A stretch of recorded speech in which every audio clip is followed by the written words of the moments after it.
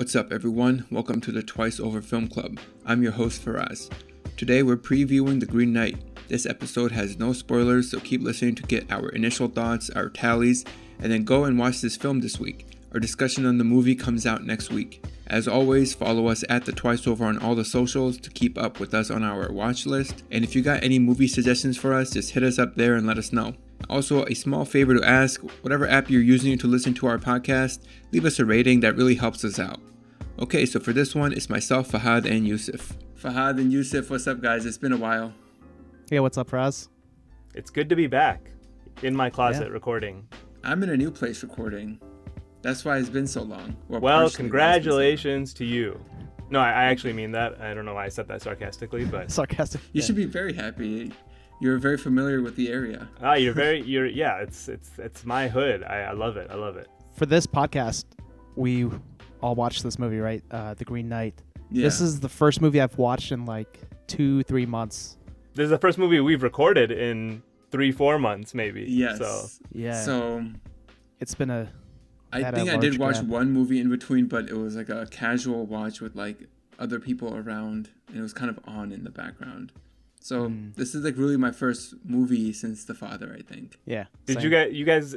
I felt like it's very difficult to go in and like objectively score every single movie you watch, like every time you sit down to watch a movie. So it was actually nice to just like sit back and enjoy some movies for what they are. You know what I mean? Yeah. To be fair, you know what? I do that. When I do that process after I watch the movie, I don't try to break it down during the movie because it's too much. Here. Oh no, same. But I feel like my wheels are always turning, anyways. Oh, okay. That and the pandemic has totally just like harpooned my attention span. So like I have like a 10-minute attention span, and then I need a break or something. Blaming it on it's the horrible. pandemic. It's TikTok. It's yeah. I guess it is TikTok. You know the great thing culture. about this movie, it was kind of blocky, so there were chances to take breaks naturally. There was an intermission, right? There's actually an intermission. There was and then there were marked almost intermission, chapters, Bollywood style. So yeah. I actually did. Even old take Hollywood advantage of style, that. right? Yeah. You did? Nice. I took advantage of it because I only get like 90 minutes at a time that I'm free. So I don't actually remember who suggested this movie, but I was very excited about this movie. I remember seeing the trailer, and I didn't know anything about the film, but from the trailer, I was just pumped for this movie. It seemed like right up my alley. It's kind of, a mix of fantasy and philosophy, but it seemed like there was it's like an adventure film at its core. I'm speaking like just straight from the trailer, right? And I also knew then that it was adapted from a 14th century poem. So it's in the the canon of King Arthur and the Knights of the Round Table. It's Sir Gawain. So I think there's two pronunciations, Gawain and Gawain. Okay. And so, it's based off a poem that's about this, lesser known Knight of the Round Table, but it's still in that realm. So, it had a lot of elements in terms of legend and kind of the feel of the film based on the trailer that, had me pretty pumped going in. I don't know how you guys felt. Yeah, just to expand on that a little bit. So this story was almost lost due to like fire and like no one cared about the story. And then I think it was J.R.R. Tolkien who kind of revived it. Really? Yeah. His interest in it kind of got it more recognition, which is interesting, right? Because going into this movie, I kind of expected a Lord of the Rings style fantasy action adventure movie. So I had no idea what this was based off of. I had no idea it was about some medieval poem in the King Arthur world. I didn't really know anything about it other than a few people had said, "Hey, Faraz, you guys are going to do the Green Knight for the podcast, right?" I'm like, "Oh, yeah, sure." And it just had hype, and I think the A24 production thing that we've talked about before, just tell us about it again. I mean, because we've talked about them before, but, again, it's been a while.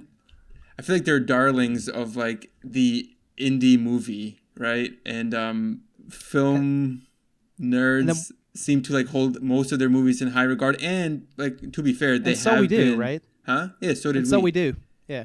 And they tend to make like more art house exactly movies with good cinematography, good music, simple stories, character driven, things like that. And they've been successful at it too. Like most of their movies have, been well received, critically acclaimed, have won awards, all that stuff. So really that's the only background I had. Like, hey, it's an A24 film. It'll probably fall into these things that I just mentioned, It will be like a character-driven, well-made, simple story with like an art house independent feel. Mm-hmm. I think the thing that catches me the most is the way that it's very character driven, and you're pretty much you are often walking through a fairly simple or a fairly contained plot, but it feels very dramatic. You feel very invested because of the way that they get you all in on those characters. And so I was just thinking about, I was thinking about, we've done so many of their movies too. It would probably be hard for me to even list them off, but we did the Florida Project is one that we did that I really enjoy. That's probably like one of my favorite movies that we've done. And Minari as well, right? The Lighthouse. Minari, too? The Lighthouse. Wait, did they did Minari? Moonlight. Huh? Am I making that up, Fahad? No, you're not. I never knew. What? All right. So, yeah, so it's just we've done a lot of them. Yeah, and Ex Machina, right? Yeah, that's one of their first big ones. If we want to talk about which ones they've been most recognized for, Moonlight is one of theirs as well. So, yeah. and you two did that movie as well. You covered it for this podcast. We both love that movie. Yeah.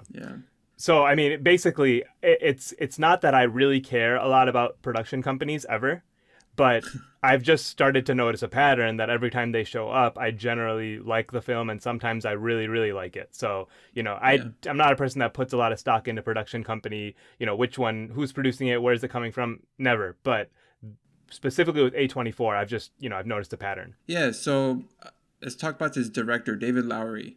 I'm not familiar with him either, guys. I know he's most well known for A Ghost Story. Have you guys seen that film? No. I have not, but it was a film that was kind of on my list for a long time, and I never got around to it. You can call that kind of an abstract telling of, a pretty simple story, right? I'm going to start speaking without knowing anything about it, but it's a Casey Affleck film, right? That's the one. It's Rooney Mara, Casey Affleck, yeah. Yeah. Right. And basically it's kind of like an abstract telling of story about grief, basically, right? So there's kind of there's a ghost on screen, in kind of just like a sheet with two holes in it, but it's supposed to be like an actual ghost, right? So it's kind of like a lo-fi telling of a ghost story, but it's a more emotional journey. So I think just from that description, just from knowing that one film, even he's done kind of a film in this vein before. But you're right. Yeah. Other than that, I don't really know anything that he's ever put out there. I don't, looking at his entire filmography right now, I don't recognize even one other film. Yeah. He hasn't directed many other famous movies or many other widely known movies. His editor credits do show some more famous movies like Upstream Colors in there. A movie that we are going to cover for this podcast at some point. Eventually, yes. Yeah. I think you guys both liked it, right? I don't know. I will hold my thoughts for now. Yeah, same here. All right, so in terms of familiarity for this film, Dev Patel is the only guy I knew. Alicia Vikander, I did know her. I guess she was in Ex Machina.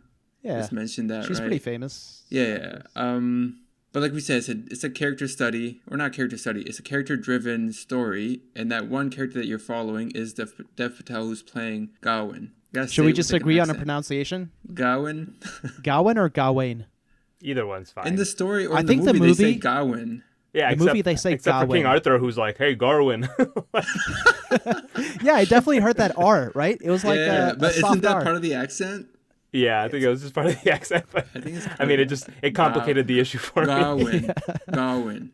Gawain. Yeah. I don't know. All right. In any case, So yeah, Dev Patel as Gawain, Alicia Vikander as Essel, who's his love interest but also commoner.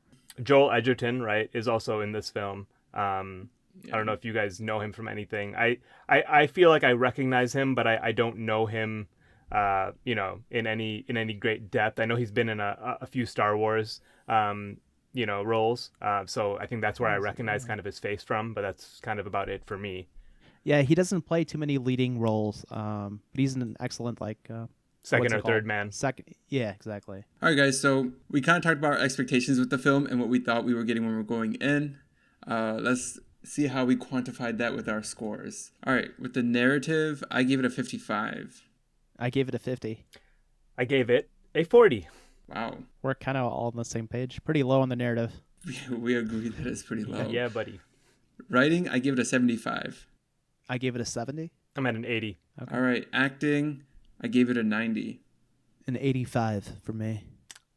70 for me. All right, instead of themes, everyone, now we're going with intangibles, which includes themes, motifs, symbolism, commentary, etc. Takeaways, anything. Anything that's not abstract. literal in the film. Anything that's not literal. Perfect. Intangibles, I gave it a 85. I gave it an 80. I'm at a 70. Were you about to give it something lower? What's that? Were you about to give it something lower? I think I want to give this film more credit than I feel comfortable doing. So I was almost contemplating going higher, to be honest. Oh, okay. Gotcha. All right, aesthetics, I gave it an 80. I gave it a 90. 85 for me. All right. Wow, you face this movie. Hey, man, I scored it up in some categories. The categories that I generally don't weight very high. Obviously, just looking at your own, like only your scores, your tally is 56. Fahad's at 76. I'm at 78. And this starts with the fact that I care about narrative the most out of us three, right? I weighted the most heavily for you, right? Yes. So Yeah, it's my number one. It's my it's my So- number one qualifier Right. for a film, and I'm 15 points lower than you guys on that category. So Right. But we all agree there was something problematic with the narrative. Yeah. For sure. All right. Let's stop it right there for the preview. Sure. Thanks everyone for listening. Watch the movie this week if you haven't watched it yet, and we will see you next week. 1 week hence. There you go. Yeah. Thanks for listening to this production of The Twice Over. If you enjoyed this episode, consider subscribing and sharing it with a friend. Want to see what your tally is? Check out thetwiceover.com. All the movies we've done are listed there, as well as what we're watching for the current week. Follow us at The Twice Over on Twitter, Instagram, and Facebook, where you can leave us any suggestions, feedback, or comments. And if you're about it, you can also support us on Patreon. The music you hear on this podcast is from Amerigo Gazaway. You can find his work on Bandcamp and Spotify.